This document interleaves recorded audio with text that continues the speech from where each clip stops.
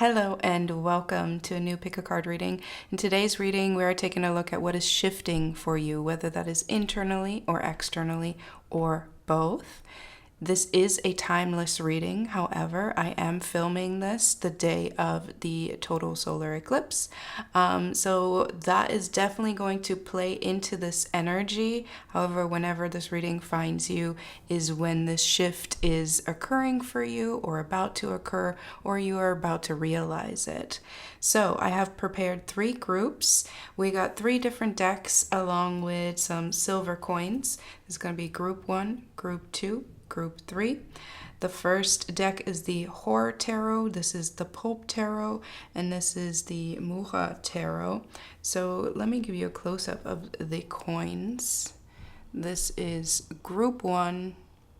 This is your silver coin. That is a $1 coin with the eagle landing on the moon, because why not, right? Why not? Group number 2, this is the Pulp Tarot, and this is your silver coin. We got another eagle, this time on a branch, not on the moon. Here on the back, we've got Lady Liberty herself. You know what, when's this coin from? This is 1943. Let me just tell you what the first one is, when the first one is from. 1972. 1943, 1972. Somebody might care about those numbers. And then group number 3, this is the Mucha, Alphonse Mucha Tarot, and then this is your silver coin. This is a $50 as well, right? Yeah, we got, of course, the eagle on the back, and then on the front we got JFK. And this is 1969. All right, so these are your options. I'm going to give you a moment to zone in or zone out, whichever you need, in order to get in touch with which group, which deck is calling you the most. And I will meet you at your reading. Timestamps are in the description below. And again, we are taking a look at what is shifting for you. I will meet you at your reading.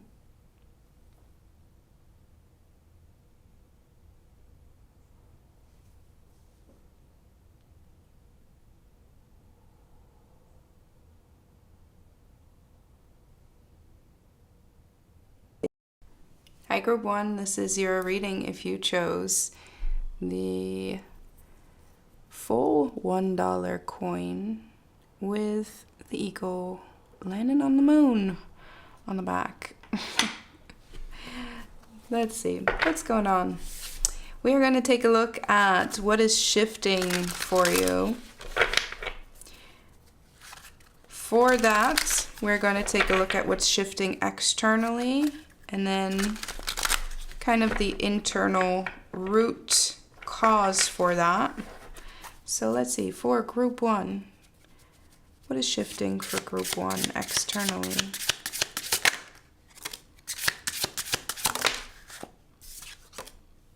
Wow, we have the Magician and we have the Sun card.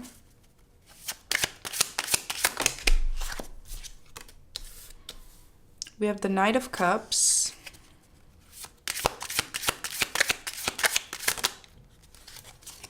And we have the Hanged Man. At the bottom of the deck, we have the Queen of Wands. Okay, it feels like you are very much so getting an opportunity to prove yourself. Now, I don't know in which shape or form. However, with the Magician, there is kind of like this ask to, ooh, can you show us a magic trick? There's this ask to, ooh, show us what you do, show us your skill. With the Sun, it feels like there's a lot of direct attention, and it's going to ask of you, it's going to require of you some real emotional bravery. There's going to be some real opportunities, and those opportunities come with an interesting shift in perspective when it comes to yourself and quite possibly your ego, especially when we're looking at these two cards, the Sun and the Hanged Man. The Sun being a child outlined by the sun behind it, the Hanged Man being a grown adult outlined by the sun behind it. I apologize for the sirens in the background, but there is definitely something that is going to kind of coax out your confidence. It's going to require for you to be willing to emotionally step out of your comfort zone, to take up space. Let's see where this is stemming from. What is shifting for group 1?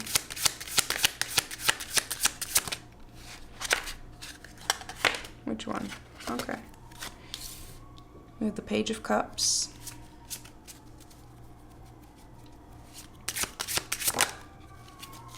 We have the Ace of Cups. There's something that you are very emotionally invested in, and you may not see yourself as ready. And that's where I think this perspective shift is going to come, because there's going to be somebody or something, someone, just a general energy that has a lot of faith in you, like emotional, like, yeah, no, I believe that, like, I see something in you. They see something in you and they want to, like, explore that. They want to, like, support that. They want to challenge that. They definitely are just very focused on it because there's some kind of recognition of self. There's some kind of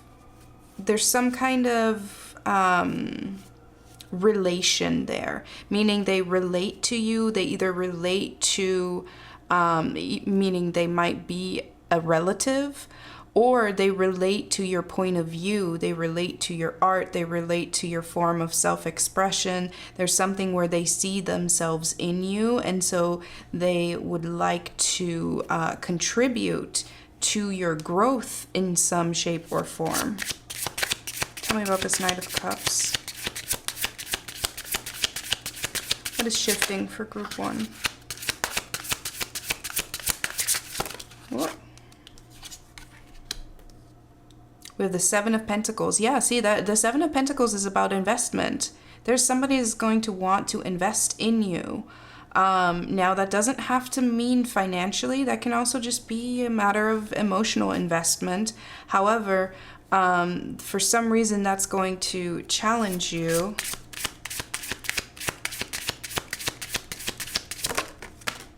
But it's because you've put in a lot of work and practice. Look, that's going to challenge you. That's going to see yourself as worthy of that kind of investment is going to challenge you. We have the Ten of Wands coming out with the Hanged Man. You're going to have such a hard time kind of accepting your flowers, accepting some kind of, what do we have here? The Ten of Cups. And the fact that we're starting with the Page of Cups, the Ace of Cups, to me, this indicates that you have, you are in the process of discovering some kind of interest, some kind of desire, some kind of passion that is really putting you on a path that other people want to see you succeed at. Enough so that they are willing to invest, whether that is funds or whether that is time and support, attention. There's something where I think you have this refreshed look at something, and they are coming from a place of knowing, they are coming from a place of recognition that, like, oh, I remember being that excited. I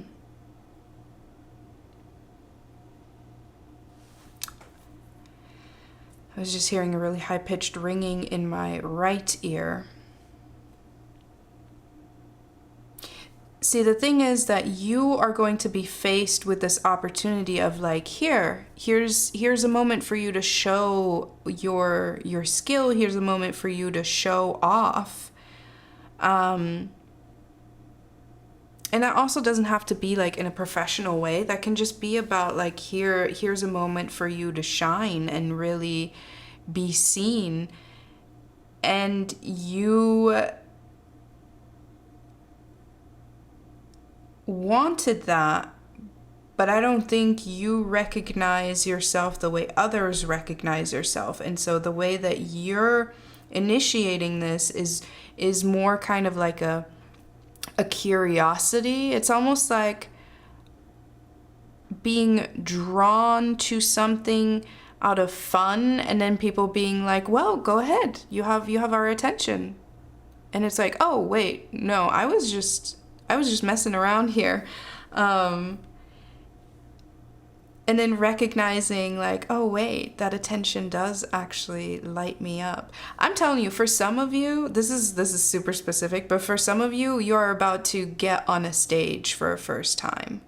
You're about to get like in front of people. You're actually for the first time going to admit that you like a particular thing, that you have a particular interest, perhaps even a particular attraction. That you haven't openly admitted to yet or openly professed yet. And when you do so, there's going to be this moment of reciprocation that is going to make you realize that you were holding back because of internal obstacles. And then it's not, you don't just fix internal obstacles by someone pointing them out to you, because then it's kind of like you have to face the fact of like, oh, so you mean I've been holding myself back this whole time. Oh, so you mean that I've been the one that's like holding the show up.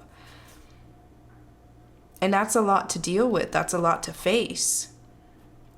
Because then you have to kind of, like, this is giving me this feeling of imposter syndrome that is being pushed to the brink of undeniability, meaning, you know what I get here? It's like when you see a pretty, or like a really pretty girl and she's like, oh my God, I'm not pretty. And it's like, shut up.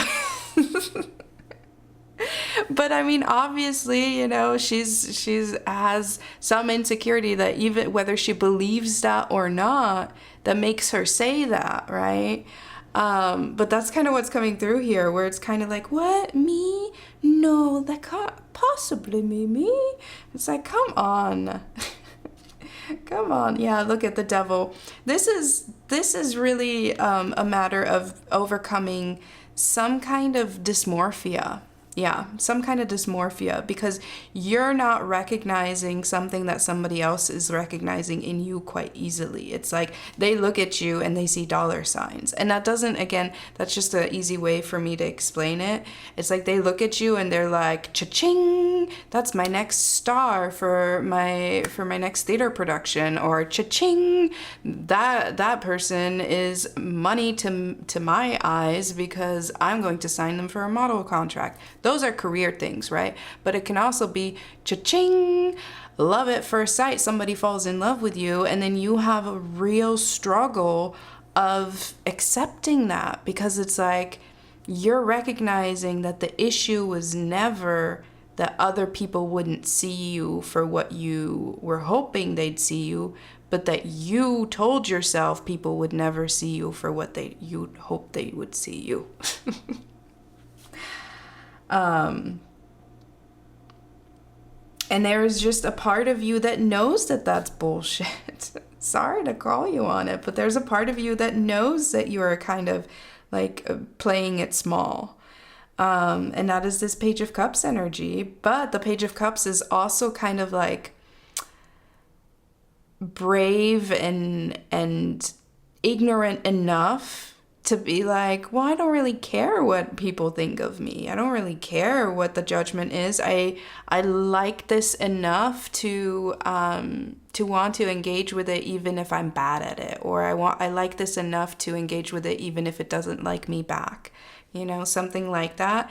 When in reality, the outside world is like, giving you standing ovations, and you're like, even if they don't like me, like I still want to do this. And it's like, what? The audience has heart eyes for you. I don't see the problem here. And I think that facing that reality is going to, we dare you to look at the world from this point of view. It's going to really make you have to face the fact where you've been limiting yourself and where you've been carrying around too much shit that just isn't helpful, that just isn't true, that just isn't constructive to you being able to make your way towards this 10 of Cups. That's why we have the 10 of Cups at the bottom of the deck, because you're recognizing, oh, I've been digging in the wrong direction, right? It's like, oh, I've been carrying all this stuff with me. If I carry all this stuff with me, I can't carry my cups. So I do see, in terms of what's shifting for you, I see a lot of opportunity. And I think one of the major things is that you are going to be forced to recognize where you are not seeing yourself accurately, because otherwise you will miss out on opportunities, and you are just not willing to miss out on these opportunities. And so that is kind of like, it's putting you in a bind. Because typically I like to say, the internal changes ripple out into the real world. But I do feel like this is kind of like a ping pong situation where it's kind of like, well, if I do this, what kind of response do you get? And it's going to be like a call and response thing. This could very well have to do with somebody establishing a social media presence, like somebody trying to do something out of their comfort zone. Maybe you're going to sing online for the first time. Maybe you're going to share your art for the first time online. Or maybe you're sharing yourself online and you're just really not expecting to get positive feedback. And then you do, and it's kind of like, whoa, why have I waited this long? There's definitely like a maturation when it comes to accepting praise in some shape or form, because you want it. Like, to be honest, I do get the sense that you're playing small, but you really want it. So it's like, who are you putting that show on for? Because you've been conditioned to believe that you weren't worth it, or that you shouldn't want things because that's dangerous. But there's definitely, you're putting on a little bit of a show, and that's going to just lead you in a position to have to decondition yourself. All right, we have the 7th house, we have Capricorn energy, and we have Neptune. The 7th house is a house of committed relationships, but also business partnerships. I'm telling you, this Knight of Cups is either someone who's going to be emotionally interested in you, and that doesn't necessarily mean romantically. It could just be that they're emotionally invested in your well-being. Or this is someone who is emotionally invested in your success, because they're going to be some kind of patron, some kind of business partner, right? So the 7th house is really about going into partnerships and into kind of dependence, not necessarily codependence, but a certain level of dependence with one another. And especially with this Knight of Cups and the 7 of Pentacles, this to me speaks of investment. And I do feel like you're going to receive some sort of offer of investment, emotional or financial or any other, and you're going to struggle accepting it, because you're like, that for me? What? And listen, I get it, but also it's frustrating to witness. And this could have some real material implications because of this Capricorn energy. So this could be quite literally some form of investment, financial investment. Now with Neptune, this is about the blurring of lines, but also Neptune does signify our voice, and especially singing voices. So again, I do feel like for somebody here, there is a real talent of performance in some shape or form, and you didn't think it was something that is worth investing or putting your time into, and it's kind of like, well, if it makes you happy, that's enough for you to invest into, right? It doesn't have to become your career, it doesn't have to become your bread and butter, but if it makes you happy, then it's worth the time that it will cost you, because it brings you joy. And that's what this 10 of Cups is talking about. It's about emotional fulfillment, right? Okay, let's see. I didn't quite think beyond this spread of what I want to do yet, but I do have a new Oracle deck that I'm very excited to use. This deck is called Poesis. We're going to pull some Oracle cards for you. Spirit, what is shifting for group 1?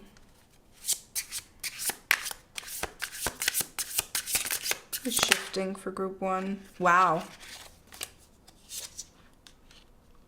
I'm still getting to know this deck, so I hadn't even seen this card. It is blank.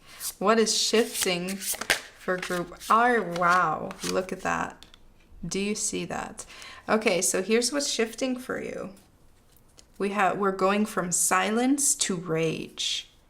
Because if we think about rage as a transformational energy, rage is really just passion. And that's what I'm seeing here, is that you've denied yourself some kind of passion, whether that is a passion project, a passion that you feel. That can also have to do, especially with the Knight of Cups and the Seven of Pentacles, this can definitely have to do with physical passion. Like there may be something that you've denied yourself, okay? Those things typically go hand in hand. When we deny ourselves creatively, we typically also deny ourselves sexually. But the fact that we're going from silence to rage, because silence is making me think of, not speaking up. And because we got, I kept getting this idea of like a voice, performing.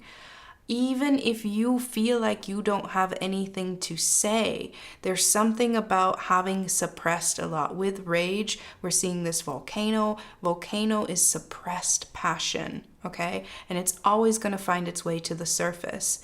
And so there is going to, here with this Hanged Man and the 10 of Wands, there is going to be some temptation to be angry at yourself for, why have I, waited this long? Why have I doubted myself? Why have I let other people's conditioning get to me like that? And that rage is going to be important in deconstructing all of that conditioning, because it's going to help you sort out what is mine and what is somebody else's. And it's going to help you become more clear in what it is that you're actually looking at and dealing with, right? Especially when we're talking about dysmorphia, whether that is body dysmorphia or like self-worth dysmorphia. There's some kind of dysmorphia that's taken place, and this rage and this kind of reckoning with self is going to help you to kind of get your vision back, get your vision more clear again. So it's interesting in terms of what's shifting, because we're going from silence. The feeling that I'm getting, and I said this earlier about standing ovation, right?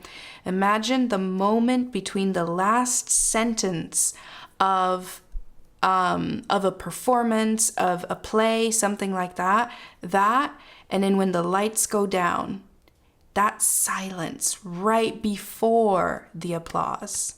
That's what this feels like to me. Like, it's charged silence. It is not silence because nobody cares or nobody's impressed. It is charged silence, and that is the shift. And what comes after that charged silence? A roaring of applause, a roaring of passion, a roaring of affection. So whether this is professional or emotional, I see that there is a lot of suppression that is shifting into a lot of expression. And that is beautiful and very exciting. Okay, let's get you any last oracle, any last considerations or advice from this oracle deck? Any last considerations or advice for group 1 and what's shifting?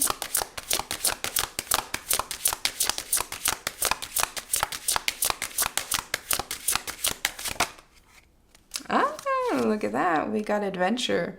And notice how long it took for the card to come out. Like the deck was very specific on which card it wanted.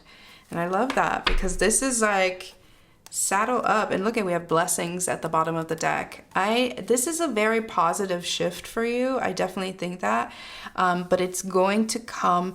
It's positive, and yet it's not necessarily an easy shift, because even though it's positive, it's dismantling some very stubborn narratives in your mind. And so it's going to meet a lot of resistance, and you really have to kind of buckle in and take those moments or those areas of resistance with kind of like an ambitious energy.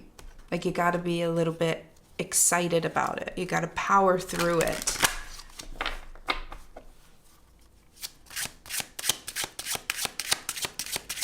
Actually, you know what? Before I pull from this deck, let me get you some advice. Okay, Spirit, can we get some advice for group 1 on how to best move through this shift? Any advice on how to best move through this shift?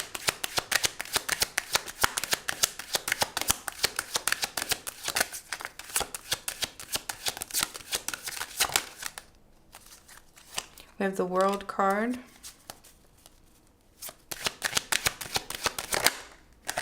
We have the Queen of Pentacles. Yeah, I'm hearing a song.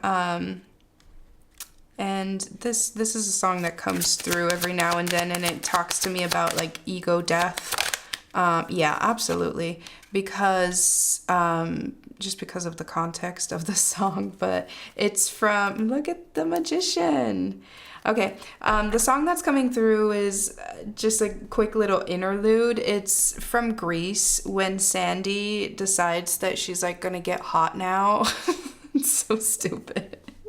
But when she watches the boys race their cars and she's sitting like all by herself and she's being a little bit dramatic, but I mean, it's a musical, which again, performance is coming through very strongly. Like, somebody here is a performer for sure. But Sandy sits there and she starts singing like goodbye to Sandra Dee, because she's like, you know what, I need to make a change. And she's this like pious, sweet little Sandy from the beach before, and then after that scene where she sings goodbye to Sandra Dee, I can't sing. After she sings that part, you know, she asks Frenchie like, oh, can I come to your house and can we get done up at your house?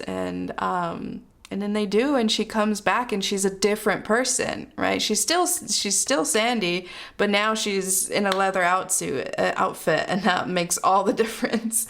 I know it's silly, but that's kind of the moment, and that's like the song that I'm hearing, because there is a little bit of sadness in that moment for her, because she's having to come to terms with like, okay, there's this part of me. Like, she's, you know, if you really break it down into it, she's being forced into her sexuality because of peer pressure. Not great, but if we take that part away, it's really about kind of like stepping into her power, because she then uses that to kind of like play with Danny. And so there is some kind of closing out where she's sad about it and she's reflecting on it, but she's ready to move on. And that's what I see for you. The advice for how to move through this shift is to understand that you have graduated from something, that you have you have a certain set of expectations, you have a certain understanding of yourself that served you at the time, but you're holding on to something that is a little bit limiting, and you are able to create more. You are able to add more to your story. That's kind of what's coming through. It's like your story is not over. Your story has not even begun. It's just that a chapter has closed out. And so to embrace that, you have an incredible either skill. There's something that you have that is very valuable, and you've been protecting it to a degree that is kind of like self-limiting. And so Spirit is inviting you to be a little bit more free loving with your gift and to see where that takes you. Okay, now, any last advice for group 1? This one we are going to read from the booklet as always. Any last advice for group 1? That was a listen card that popped out for a second. And the day and night card. Any advice for group 1? There we go. No rain today. Okay, a lot of the cards that popped out, I'm been becoming more strict with, like, no, I need you to come out all the way. I need you to do the work. But I pay attention to the cards that pop out, and a lot of the cards had kind of like a similar vibe of like recognizing the positive and the negatives. Like there's something about optimism coming through in your advice for sure. So let me read this for you. It says, no rain today. Comfort, positive view of life, energy, and shine. Let's focus here. In this card, we see the sun banishing a crying cloud. There will be no rain today. The sun gives warmth and comfort. Her rays grant life and strength. They chase away grief and loss. On dark days, turn your face toward the sun and let the shadows fall behind you. Towards the sun, right? Let the shadows fall behind you. Slip on your dancing shoes, if only for a moment, and let the energy move through your body. Surround yourself with positive, happy people to foster an environment where you can shine. That's exactly it. Like, you are meant to shine. Some of you are definitely meant to perform, especially like slip on your dancing shoes. This is really about, there is something here where maybe you've been made to think you've been made to think that something that you have a strong interest in is frivolous, that it's pointless, that it's not productive. The experience in itself for you is a part of how you feel alive. Do not deny yourself that because somebody else has opinions. Okay? I'm going to leave it there. Thank you so much for hanging out. If you would like to book a personal reading, you can do so only on my website. I will never DM you to sell you anything. Please don't get scammed. But I do enjoy personal readings so much. So please go book that anytime you feel called to do so. Other than that, I hope I get to read for you again sometime. Until then, take care. Hi, Group 2. This is your reading. If you chose this silver $50 with Lady Liberty on the back, we're going to set her down right here and get into your reading. So we're taking a look at what's shifting for you. For that purpose, we are going to get 2 rows of cards. The first row is going to indicate the external shifts, and then the bottom row is going to indicate the internal shifts that typically cause the external shifts. But we'll see what comes out. So for group 2, what is shifting for group 2? What is shifting for group 2? We got the 2 of Cups coming out first. Love that. Especially as an external energy. Okay, wait, let me not get ahead of myself. I'm joking, but still. We got the 5 of Wands. We'll see. But I was going to say, especially the 2 of Cups as an external energy, because that indicates, you know, some input. We got 1 card coming out in reverse. That is the 9 of Wands. Whoa. And then we have the 2 of Wands. Oh. I see something. I see something. Okay, we have the Magician at the bottom of the deck. I do feel like, the Two of Cups doesn't have to necessarily be romantic, but it definitely has to do with connection and the authenticity that we bring into connection, that we expect from connection. And so I do feel like there is externally speaking, there are some shifts where you are inviting in more authentic connections. Now that I think may cause some conflict with your existing connections, which could be friendships. So this could have to do with one of the ways that this could play out is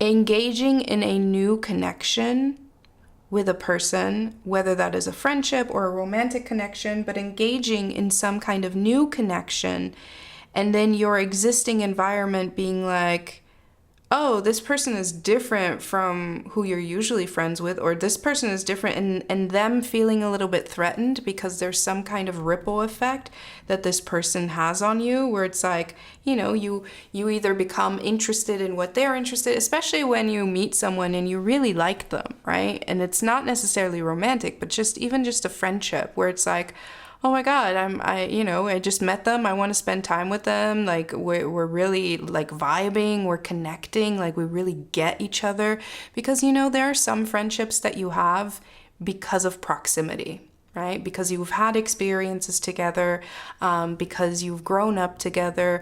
There are some people in your life that are simply there because of proximity, because of loyalty that's been accumulated over time. This feels like there's a connection that's coming in that is very authentic, and that can threaten other people in your life. Now, with the Nine of Wands in reverse, though, I do like that there is some sort of it feels like maybe a truce.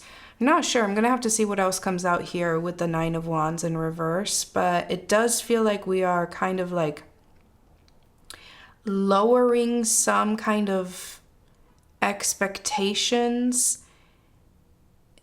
This seems to start some kind of interest in like, well, then I wonder what else is out there. It's like, oh, I didn't know that I could have a connection like this. What else is out there?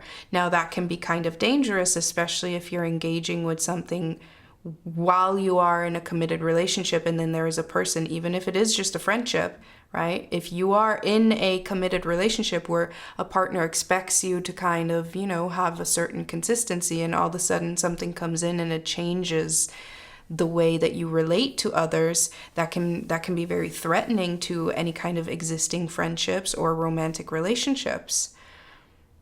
Let's see what else comes out. What is shifting for group 2?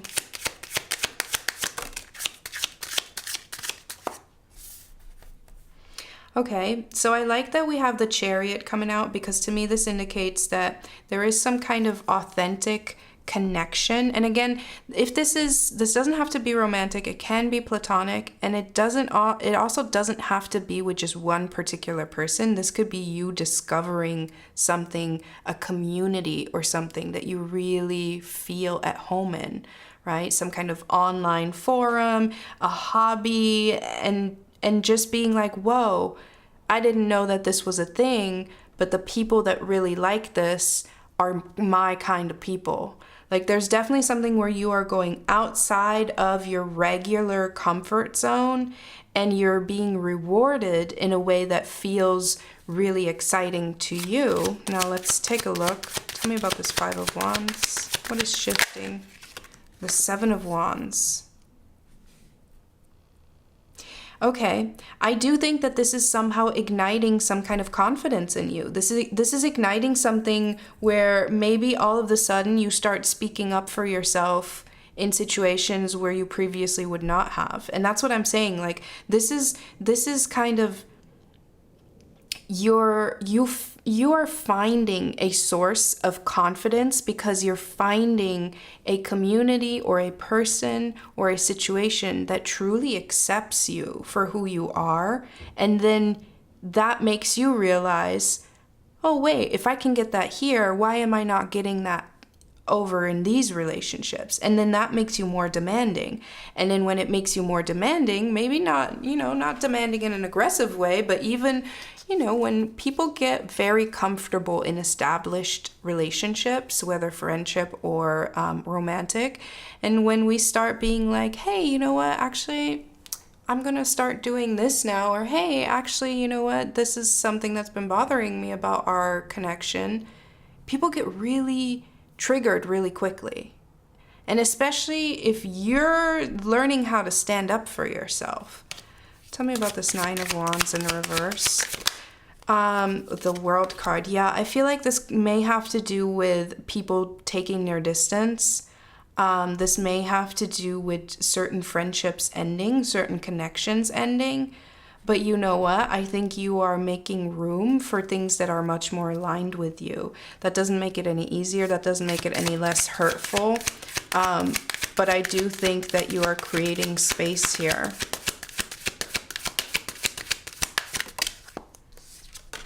Yeah, look at, we have the 3 of Cups. You're creating space for new friendships and new connections.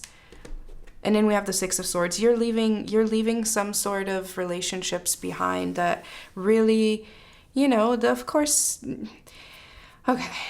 This is going to be difficult because I do feel like for a lot of you, this may have to do with some very severe friendship breakups. And those can be really, really painful. But I think it's important to keep in mind that you are meant to evolve and you are meant to grow. And so is everyone else. And sometimes that requires us to grow apart.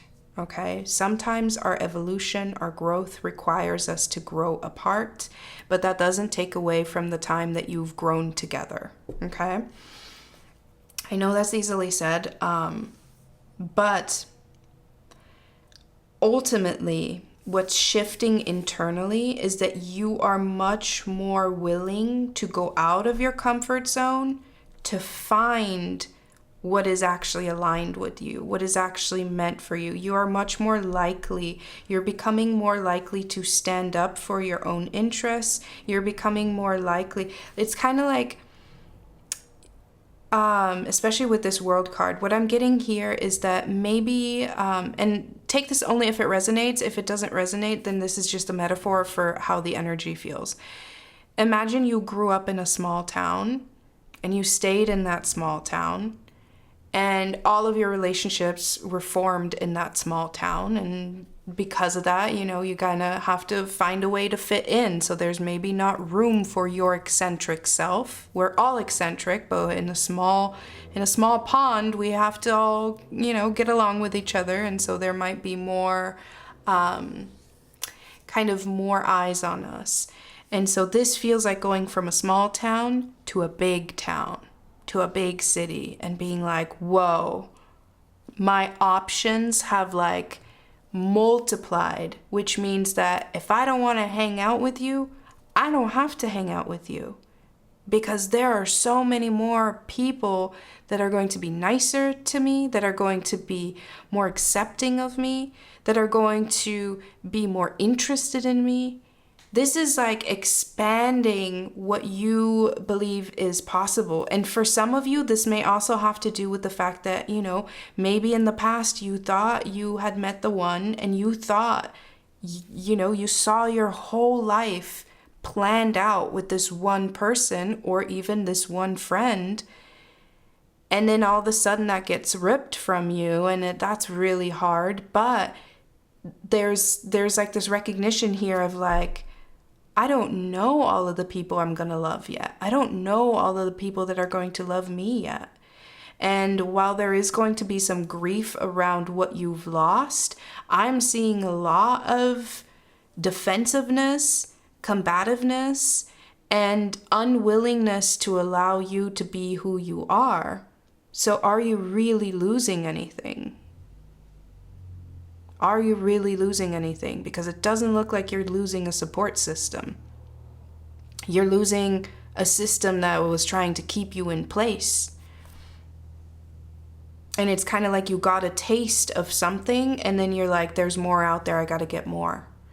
Now, I've been talking a lot about relationships, but this also can definitely apply to career or anything like that, where it's kind of like you're at a place where you were taken for granted and then there's something that you find, some kind of interest that really coaxes you out and allows you to kind of ask for more, be more curious, be more demanding in like a creative way.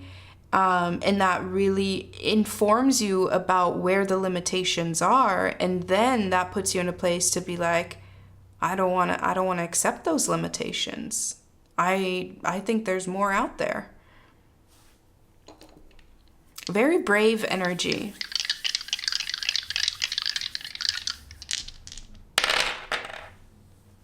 We have the 12th house, we have the sun, and we have Scorpio energy.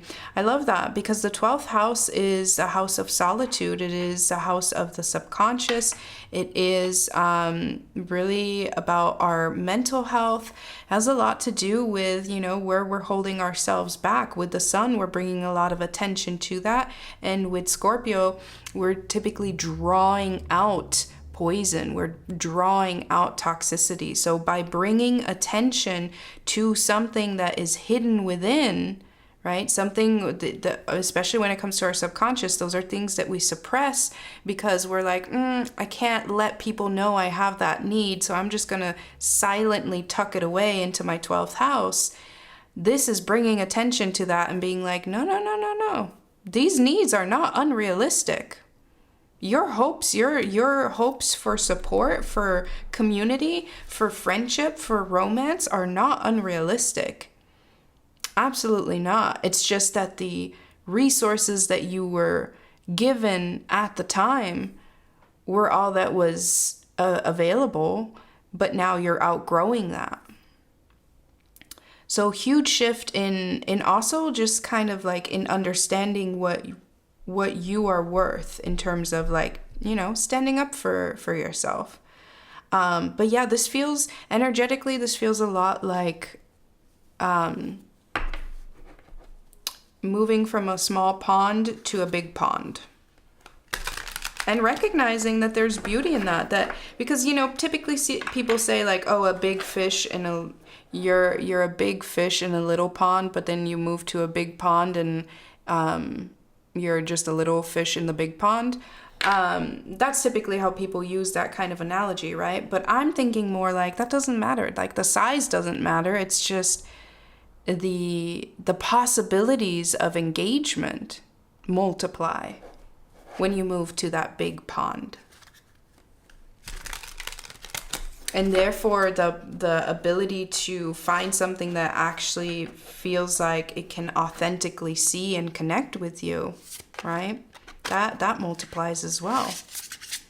And so therefore, you don't have to adapt. You don't have to play nice with certain inauthentic energies. Because you can just say like, you know what? And I'm going to create some distance here. So that being said, for some of you, you may be moving and that may cost you friendships. But again, you're just kind of moving on to a next experience of relationships. Let's see. What is shifting for group 2? Wow, we have freedom. Yeah, you're breaking free from like other people's expectations. What is shifting for group 2?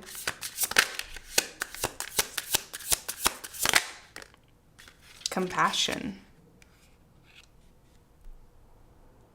Freedom and compassion. If your freedom and compassion are shifting, that would mean, okay, we have birth at the bottom of the deck. That would mean that there is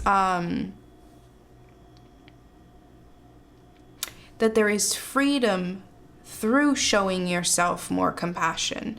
And sure, showing others too, because when we show others compassion, we do show ourselves compassion, because when we show it to others, we're like, you know what? You are as much as a result of your circumstance as I am, and we're all just trying to figure it out, you know? So there's something here of freeing yourself, showing yourself compassion in terms of it frees you from having to be something that you're not.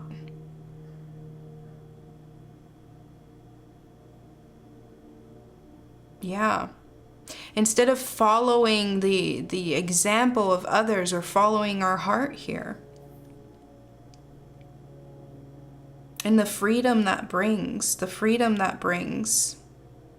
because you're not trying to, because in the previous energy, it's like, it's kind of like the options were, well, do you want to have to fight everyone else because you're different? Or do you want to fight yourself into submission and not be different? And you were like, you know what? They are many, I am one, I'll just fight myself.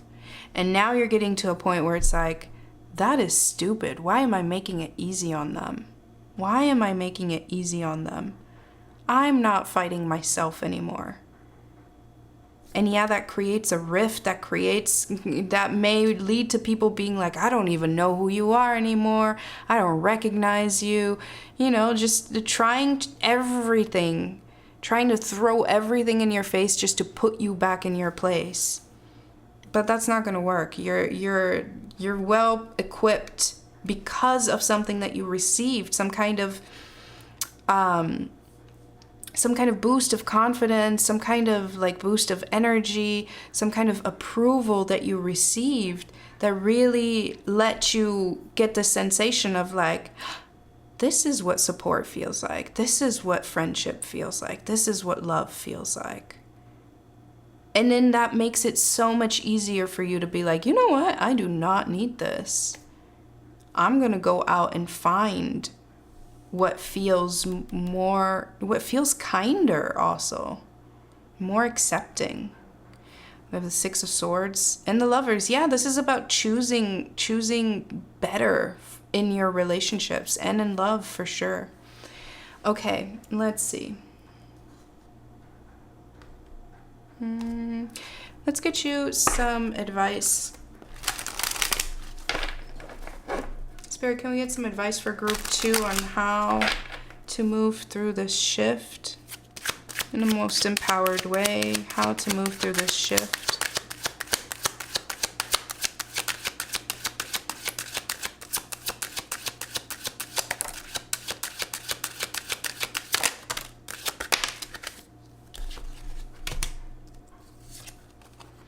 We have the Star, we have the Page of Swords, and then we have the Eight of Swords. Okay, so this being your advice, and then we have the Queen of Cups at the bottom of the deck. This talks a lot about reflection.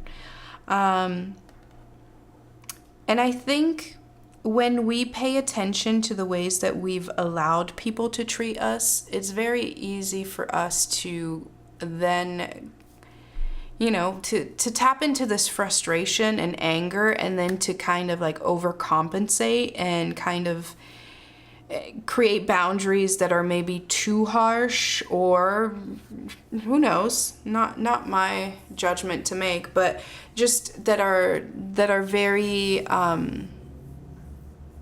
that can be very demanding, like boundaries that can be very difficult, because it's different. Like telling somebody like, hey, I don't like the tone that you've been using with me lately. Can we maybe bring some awareness to that? Is very different than from, hey, I don't like the way you talk to me, so I don't want to talk to you anymore. You know what I mean? So I feel like in order for you to feel most empowered throughout this shift, Spirit is asking you to pay attention to how people treat you. Pay attention to how other people's words and actions impact you, and what do they feed? Like if there's something that causes any kind of emotional impact, which is positive or negative, look at it as if it was a coin that somebody is giving you, and then think, where are they putting this coin? Are they putting this coin in the box that says, keep me boxed in? Or are they putting this coin in a box that says, support me in my journey for freedom?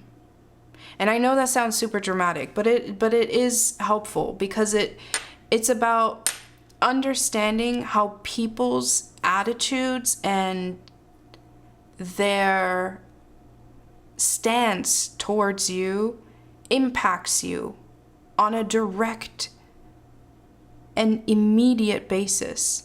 Because people can say the most backhanded compliments that on paper might look like a compliment, but the delivery, you just know they meant to make you feel insecure in some shape or form. And so the Page of Swords is about curiosity when it comes to communication. The Star card, first of all, as an advice card, is focus on your healing. Focus on what you need to make yourself feel nourished, and prioritize that. Other than that, any kind of engagement, any kind of time that people have something to say, have a demand, have a need that they want you to meet, to pay attention to how that may or may not contribute to you limiting yourself. To just pay attention, just take note, specifically with the Page of Swords. My brain was trying to say Page of Words. The Page of Swords may have to do with journaling, just writing it down. And that can feel like you're keeping receipts, and that sounds a little bit petty, but it's really just to help you see, right? It's not to like collect evidence to like smack in someone else's face and be like, and look at all the times that you hurt me. It's more so to make you see all of the times that this happens and you don't do anything about it, right? So this is the advice here is heavily on emotional reflection and how other people's words fuel your own narrative, your own voice in your mind that holds you back. That's the advice we got here. Okay, let's see. Any last considerations or advice for group 2 when it comes to this shift? We have spring.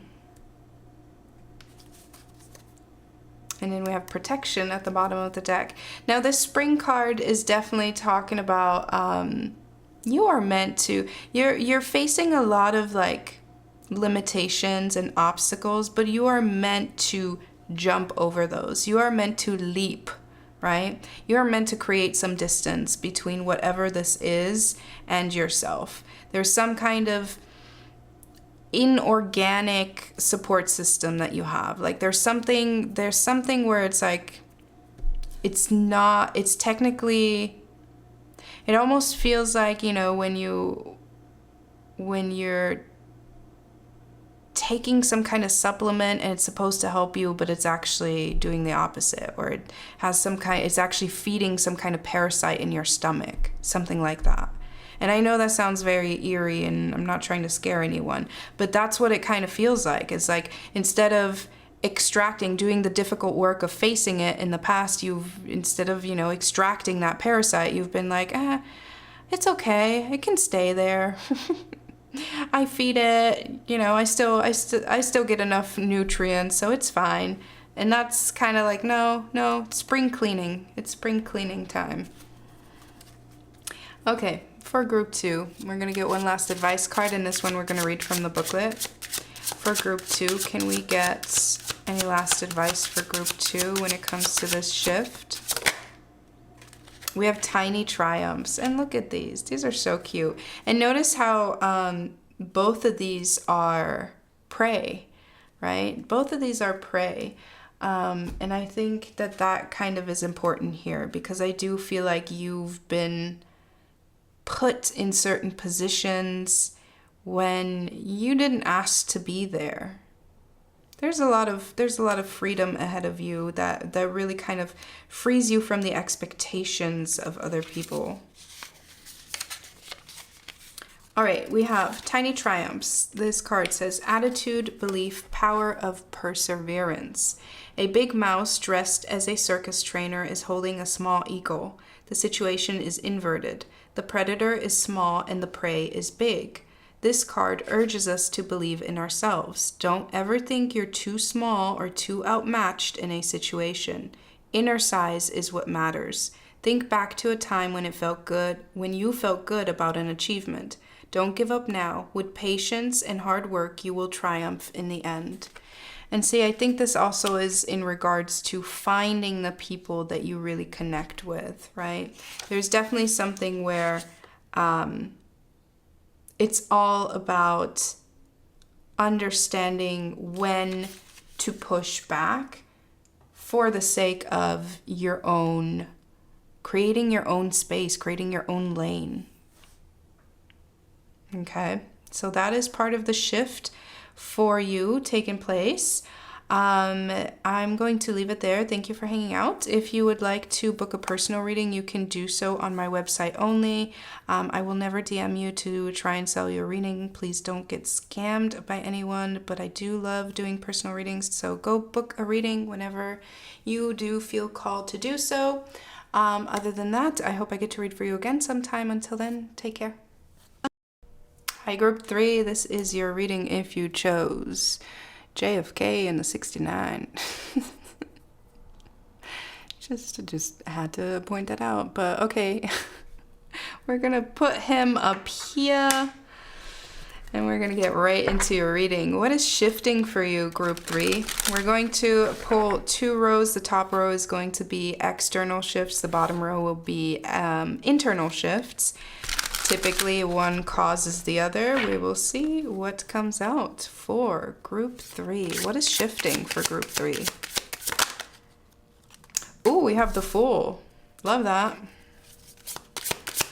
Love that, especially when we're talking in. We have the Death card. My goodness, intensity already turned up all the way. The Alpha and the Omega. The beginning and the end. We have the Page of Cups, and then we have the Two of Wands. And then we have the Eight of Cups at the bottom of the deck. This is interesting because this to me feels like there is going to be, because this is the external realm, it does feel like there is going to be a journey that changes abruptly. It changes course. It's almost like the actual motivation for it changes, perhaps. And also interesting, the eclipse, you know what, today is the 8th. The 8 of Cups does represent an eclipse. And it's actually happening right now as we speak. Just so happens to be occurring currently. So that feels very significant, because to me that just kind of highlights that there is a strong turning point here. I'm gonna want to see what's coming out on the bottom to be able to make sense of this. What's shifting for Group 3?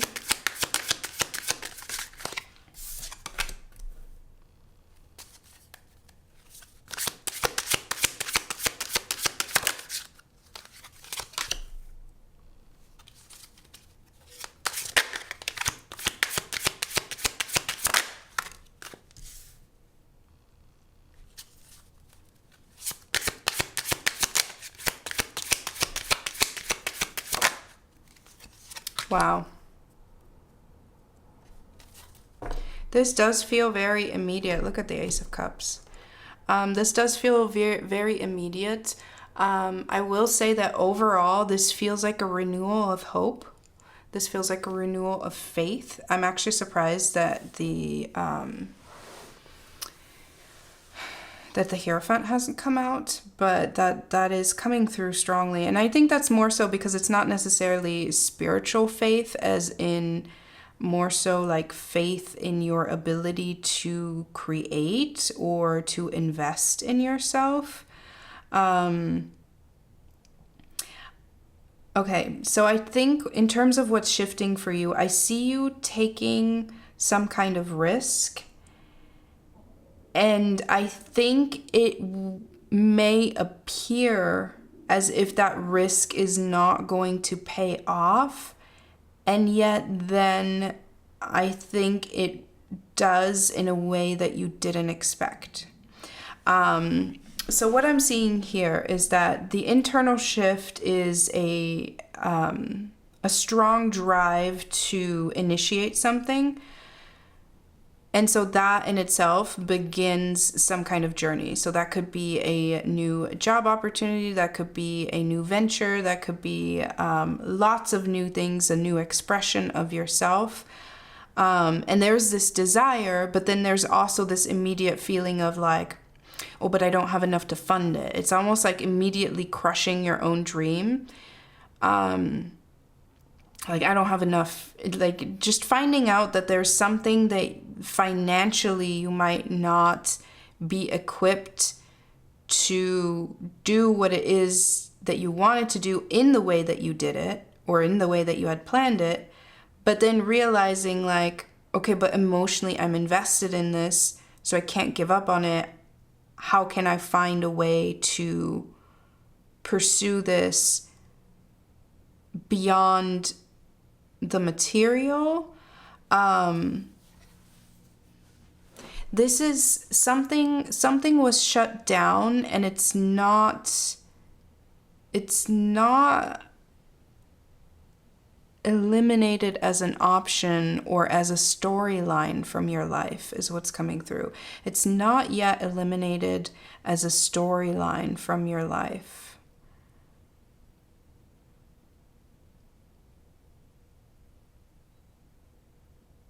There's some kind of disillusionment that is taking place because I think there was something that kind of drew you out, like something that lured you into some sort of action. And while the base motivation may have been wrong at the time, where you are finding yourself because of it allows you to really kind of connect with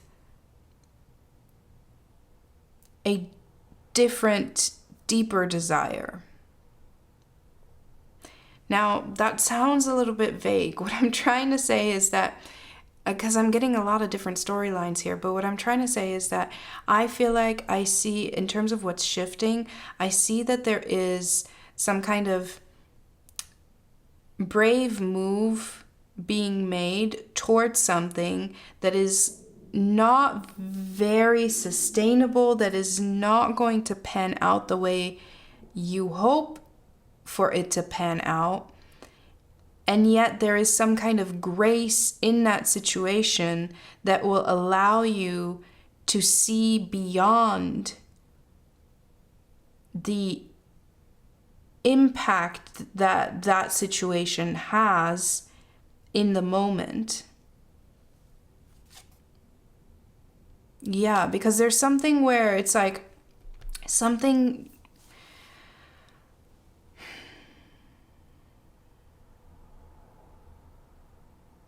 I'm getting that something dies, but something else survives because of what died.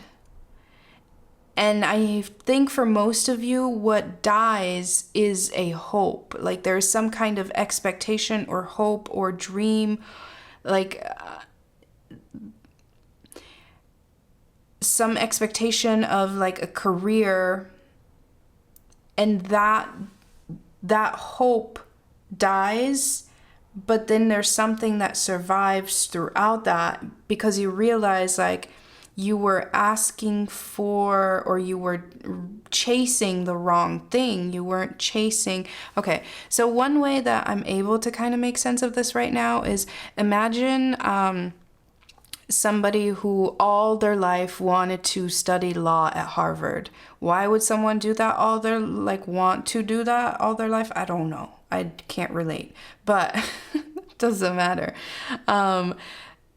Imagine somebody's wanted to go to Harvard all of their life to study law, and they're just so focused. Everything they're doing, they're putting all of their intentions towards, they're sacrificing certain things because they're trying to bolster their chances at getting accepted to Harvard for law.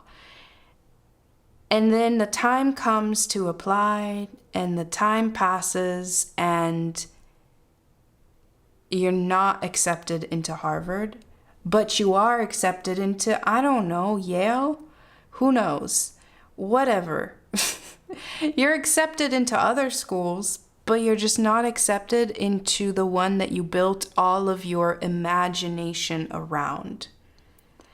And so then there is this deep feeling of grief, of loss, of having to grieve the life that you pictured for yourself and weren't able to actualize. Now, that would be the part that dies. The part that survives is that you still want to study law. It's not about Harvard, it's about law. And yes, Harvard would have come with certain perks, but what it comes down to is that that's just a name, that's just a stamp. You're going to learn the same stuff everywhere else, right? So this is really about recognizing okay, maybe what I wanted doesn't look the way I had hoped. Maybe it doesn't look the way that I wanted it to look. But the offering that I'm getting, because there is an offering, there is some letter of acceptance, there is some, hey, do you want to join our team? There is some, hey, I'm emotionally interested in you. Hey, I'm emotionally attached to you. What do you say? And that's why we have this Two of Swords and then the Two of Wands, because you are then in a position where it's like, well, damn, I have to reimagine what my life could be. I have to recast, the production. And so you will be faced with some kind of offer. Now, for some of you, I'm talking a lot about business and stuff, but for some of you, this will have to do with some sort of emotional romantic offer where, maybe you've been grieving the loss of a very, very long relationship, and without it you feel like you're at this point of having to figure out who are you even and what do you want, and then being faced with some sort of emotional offer can leave you feeling like, I've only ever pictured my life with that one person because I thought that was going to be it. So now I have to get used to the idea of painting new pictures for what my life is going to be like. And that's this. The Two of Wands is all about recognizing potential. And so because this is the external shift, there is a lot of opportunity for you to recognize that there's a lot of potential, right? And so then with the Ten of Cups here, this is about being like, wow, look at what's possible still. And then having faith and hope that everything's going to work out the way it's supposed to. But there is this very significant period of grieving what you thought your life was going to be, what you thought your life was going to look like, what you thought it was going to feel like. There is a grief around something not materializing. But then after that, it's like, okay, well, that doesn't mean that I'm going to be unhappy. That just means that I'm going through this period of shit, that hurts, but that's not going to define the rest of my life. There's still a lot that I can build. There's still a lot where I'm still going to get the quality of life that I'm looking for. It's just not the exact players, the exact labels that I was expecting. Let's roll some dice here.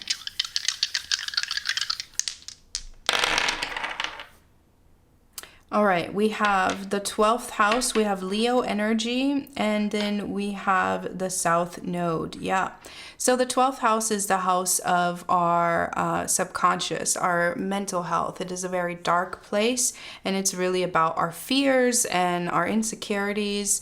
Lots of things meet in the 12th house. And then we have Leo energy, which is all about bravery and confidence. And then we have South Node energy, which is about releasing. So this is about bringing confidence in releasing the things that are dead, because we cannot, like, this is extreme grief around not being able to hold on to something physically, because there, like I said, there's something that died, but there's something that survives, and that something that survives is the essence. That is your passion, that is your love, that is your drive. The thing that doesn't survive is the fact that you can touch it, that you can, there's something where it's like it doesn't materialize exactly the way that you expect it to.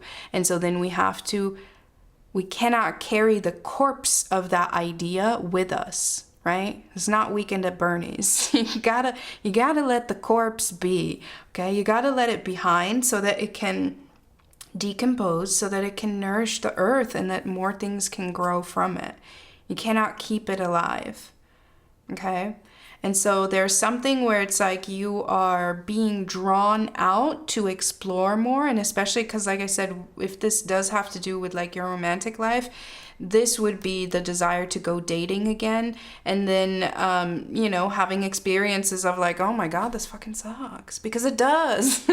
But then being faced with, you know what, it's going to look different. It's not going to look the way that when you first dated your ex. It's going to look different, and to keep your mind open.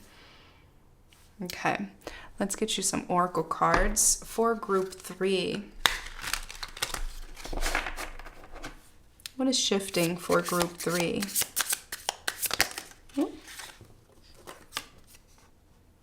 We have magic. I'm telling you, there is something that you are definitely manifesting, and what you thought it was going to be. That's why I'm saying, like, it's going back to Harvard and law, right? When you were so focused on Harvard, it again, it's just a storyline, but when this person was so focused on manifesting everything for Harvard, right? They buy merch. I'm thinking of Gilmore Girls right now too, although I don't know if that was Harvard or whatever. If it's a synchronicity for you, take it. If not, don't worry about it. But there is this idea of when you have a goal as literal as Harvard, you picture the campus, you put all of your efforts into maintaining a GPA and doing extracurricular work that would get you as far as Harvard. And even if it did not, that still helped you manifest. But then at some point in time comes the moment where it's like, okay, we have to release the idea of that and focus on, well, what did I manifest? What am I really manifesting here?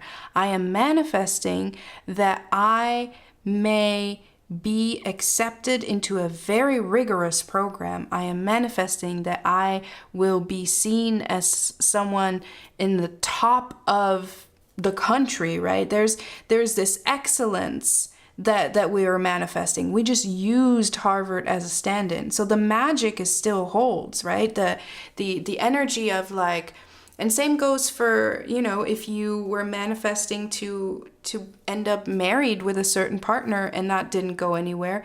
Well, you were manifesting, you were taking that person and inserting them into your manifestations. But still, what you were actually manifesting was the essence of it. That was to have a harmonious marriage life, right? You were focused on that particular person, but they were just a stand-in. And that's where magic, I think, is coming through, because even so, you're just fine-tuning your manifestation. And in the end, I feel like big picture wise, you're not going to care that it came out differently. In fact, you're going to appreciate it because it's going to lead you to this 10 of Cups. What is shifting for group 3? And then we have Root. Wow. It's a beautiful card. At the bottom of the deck, we have Wish, which is exactly what I was just talking about. You made a wish, and you used particular image or imagery or characters that you had access to at the time, but that doesn't take away from what you meant for the wish to bring you. Okay? Now, in terms of what's shifting, we have Magic and Root. Remember I said that this has to do with like regaining faith. This has to do with regaining faith in what you're capable of creating, because there's going to be some kind of blow to your ego because you will feel rejected. But it's interesting because I feel like for some of you, you will feel a sense of rejection, and then you will be very quickly met with some kind of offer of opportunity. And then it's kind of like, if you are too much in your feelings because of this rejection, you might miss out on this opportunity. And so really the Root card, in terms of what's shifting, you are shifting into a place where you're able to manifest from a much more grounded place and less of kind of like an imaginary place. Much more from a place of like, okay, what do I actually need? Because that's what the root chakra is about. It is about our needs and how can I meet as many of my needs as possible, and what do I have to do to outsource any other needs that I need met, right? And so this has a lot to do with replenishing your own energy, replenishing your faith in yourself and in your magic, in your ability to attract as well. Because in order to be able to attract, whether that is people, whether that is energy, whether that is really opportunities, money, anything like that, in order to attract, you have to be very sure of where you are so you can attract that energy, so it can find you, right? And so this is about what's shifting, is that you are moving into a place of manifesting from a much more grounded and a much more essential way. And that's going to require for you to let go of the how, to release with the South Node and this energy, to release the exact idea of what it's going to look like and feel like, and recognize that all you need to focus on is manifesting the essence of it.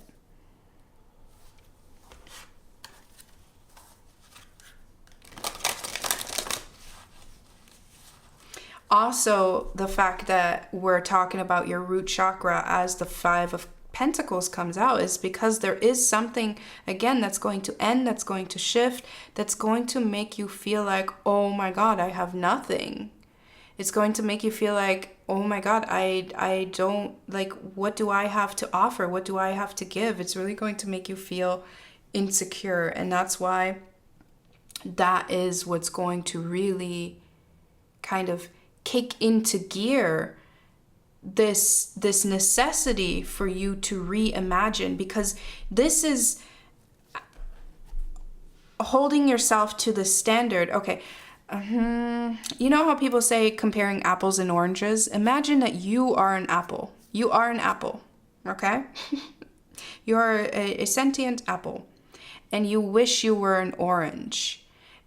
And you're manifesting things for like, oh, I want to become an orange juice with pulp one day. Like, you're just manifesting these things, and it's like there is a moment of reckoning of like, baby, you cannot become orange juice. You're an apple. So all you're ever going to be is apple juice, but that's perfectly acceptable and fine because people love apple juice. Not only that, people love it, but apple juice is incredibly potent and powerful, and most juices contain apple juice. Like, I'm getting too much into like the intricacies of this metaphor, but still, it's really about not trying to have unrealistic expectations in yourself. And for that reason, and that's not to lower the bar, absolutely not. We're not lowering the bar, we're not lowering the standard or anything. It's really just about being able to manifest from a much more grounded place, because you're much more accepting of where you're at and where you're headed. Okay. Any last considerations or advice for group 3? Oh, look at that.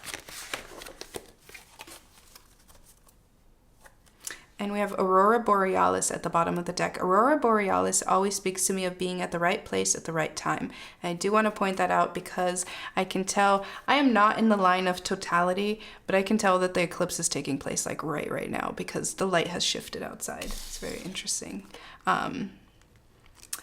Okay, we got Tend and we got Psychic Eye. See, I'm telling you, you have very strong manifestation powers. You have some skills that you are not quite putting into use, and you going through this shift is going to help you have more faith in yourself, and that's going to allow you to really utilize your gifts more. So that's definitely coming through, but that's a side note. The advice though for you is Tend, and I just realized I meant to pick up this deck actually. There's some other cards I want to pull for you. I jumped the gun on the Oracle, but that's okay. With the Tend card, this is all about tending to that fear, right? There's a part of you that is grieving or will be grieving because something doesn't look or feel the way that you wanted it to. And it's okay to grieve that, and it's okay to allow that to take place, but to then release that and put yourself in a position to envision what is next.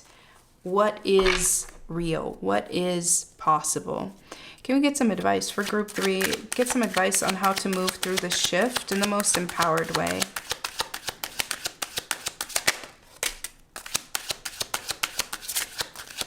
We have the Queen of Wands. Ooh, we have the King of Cups. And the King of Wands. Wow, 3 court cards for you. And then look, we have the Two of Wands at the bottom of the deck again for the second time. So again, it's all about potential and possibility.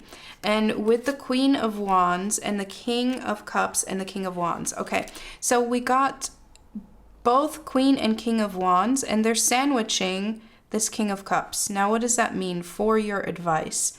This is all about really embracing your confidence with the King and Queen of Wands, and kind of letting your confidence have a little bit of a word with your emotional intelligence. Because there is a part of you that is going to have a very emotional reaction to this rejection or to this plan not working out, something falling through. You're gonna have a very emotional reaction to this. And the fact that they are sandwiching him is kind of like, okay, no. Keep focused on us. Keep focused. We're not going to spiral here. We're going to use this to our advantage, okay? We're going to use it like, yes, you wanted that. That's okay. It's not out of your reach yet. It's just going to look and feel a little bit different. And so they are going to have to kind of combat that, right? There is going to be a desire for an emotional outburst, okay? But there is a necessity for you to remind yourself of what really matters, what really counts, because there is something that you are pursuing that comes from a deep desire, okay? And they are here to convince him to be like, no, please remember why we're doing this. Remember why we're here, okay? That's your advice on how to manage this shift. To remind yourself that there is a reason that the stakes are so high, and it has everything to do with your emotional fulfillment. There's a reason the stakes are so high, okay? But because the stakes are so high, we can also not just expect, like, you can't just throw the baby out with the bathwater, right? You can't just throw out everything because one aspect of what you envisioned didn't work out, okay? We're going to get one last advice card, and this one we're going to read from the booklet for group 3. Any last advice? We have Rose Garden. That is a card of transformation in itself. Let's see. Number 9. Ooh, also because of Rose Garden, now I'm hearing that song. I beg your pardon, I never promised you a rose garden. Along with the sunshine, there's got to be a little rain sometimes. And it's really just about, you know, like, there are things that you're asking for there are experiences that you are manifesting where you don't realize fully the implications of what that means, perhaps. And that you cannot control all of the aspects of it, but you're manifesting them, and so then there's almost like this grief around, like, no, my manifestations are coming in. They are coming in. Like, there's that's what I'm feeling, is that there is some of your manifestations are going to start coming in. But because you won't be able to recognize them, you will associate them with grief. That's coming through. You will be like, no, that's not what I wanted. And Spirit is kind of like, I'm not done cooking. I'm not done cooking. So don't, like, emotionally try and be like, keep your eye on the prize. We're not done cooking. Okay? And remain hopeful and remain faithful. Okay, now let's read this. It says sensitivity, awareness of nature, integrated whole, and strength. This card says, look at this beautiful woman who has transformed into a flower. She holds a red blooming rose to the place where her heart belongs. Her hair has become a leaf blown by the wind. She is part of nature and grows stronger with her every gentle touch and loving gesture. She is not alone. Her friends, the caterpillar and butterfly, are here to visit. Thorns threaten to prick her, but she is not scared. A rose is beautiful and strong because of its thorns, not in spite of them.